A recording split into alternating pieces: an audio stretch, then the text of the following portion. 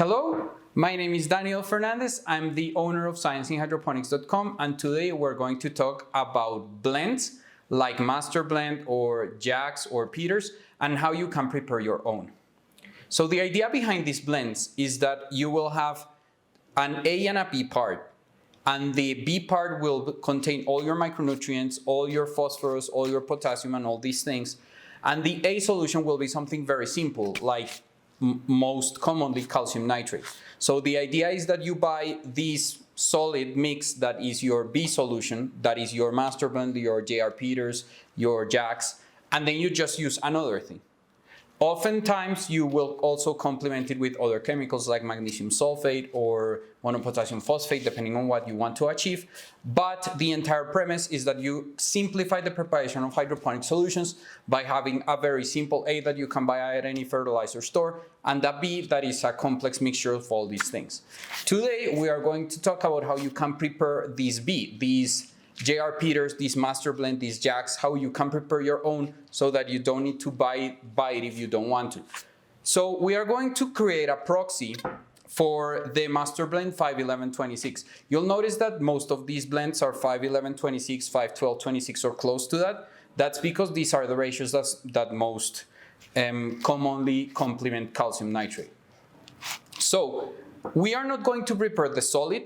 So what you buy at the store, you will buy a bag of a solid masterblend 51126. We are not going to prepare that because it is very difficult to blend those nutrients homogeneously to guarantee that any spoonful you take out of a big bag of that will have the same iron, the same copper, the same molybdenum, the same potassium. That is hard to do. So we won't be doing that, but we will be preparing a concentrated nutrient solution that mimics the concentrations that you would get if you dissolved 20 grams of masterblend 51126 in 250 milliliters of distilled water.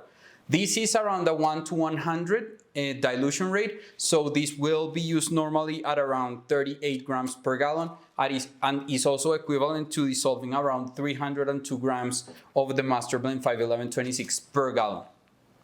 So let's start with the preparation.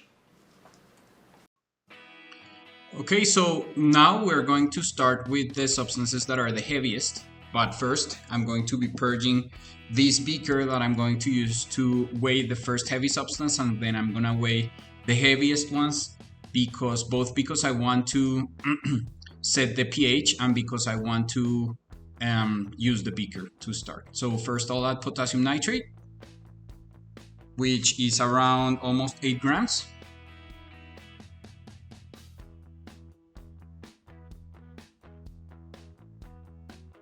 As you can see, I'm using the less precise scale for this since this is a larger weight.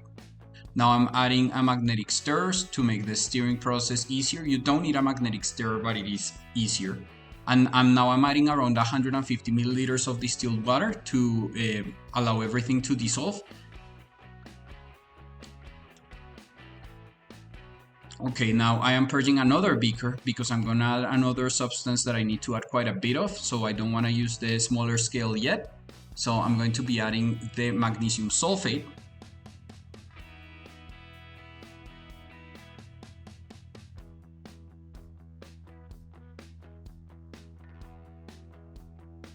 Now I will be transferring the solid in this beaker. First add all the solid I can, and then I'm going to take all the rest out using my sprayer, which has distilled water. And then I dried the beaker, and now I'm going to proceed with the last of the heavy substances that I'm going to be adding, which is the monopotassium phosphate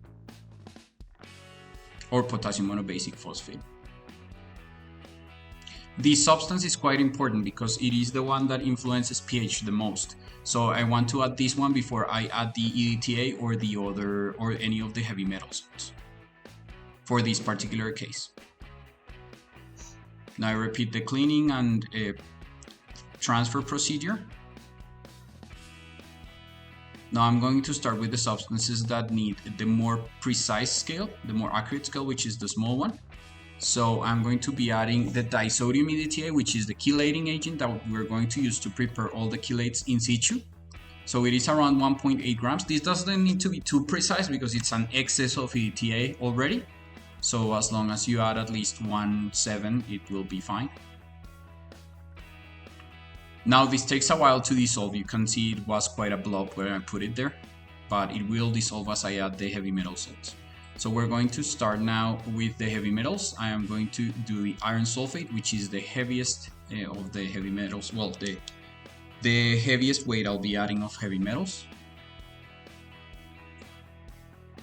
So when adding smaller weights, it is usually easier to go over and then subtract. It works better with low sensitivity scales like the one that I'm using.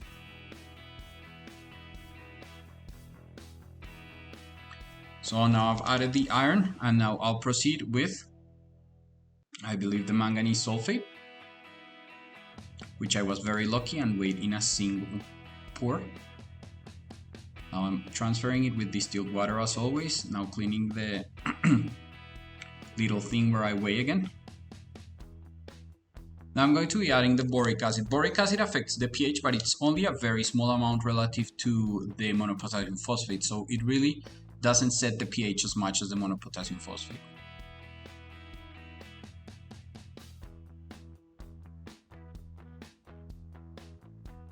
Now for the copper sulfate, if you remember, I had some sensibility problems last time, so this time I added more and then I subtracted, and this allowed me to add it more accurately. So now I've added it to a beaker.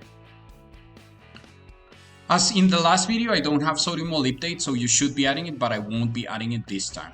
So I will add the zinc sulfate now, which is the last of the metals that I will be adding. So you should be adding the sodium molybdate as well. It isn't in this video because I couldn't get it for these nutrient making videos, but you should add it. The amount is in the description.